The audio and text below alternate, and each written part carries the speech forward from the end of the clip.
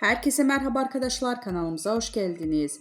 Uzak Şehrin Ailası Sinem Ünsal'ın prestij ödülü gecenin en çok konuşulan isimleri oldu.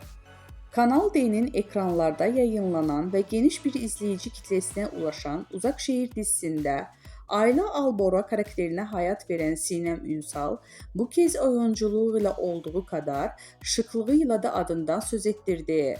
Başarılı oyuncu katıldığı ödül töreninde aldığı ödülle gecenin en dikkat çeken isimleri arasında yer aldı. Uzak Şehrin dizisinde performansıyla büyük beğeni toplayan oyuncu, bu ödülle kariyerindeki başarıların bir kez daha taçlandırılmış oldu. Ödül gecesi için tercih ettiği iddialı saç ve makyaj ile tüm bakışları üzerine çeken Sinem Ünsal, zarafetini derin dekolteli elbisesi ile tamamladı. Ünlü oyuncu gece boyunca verdiği pozla objektiflerin ilgi odağı oldu.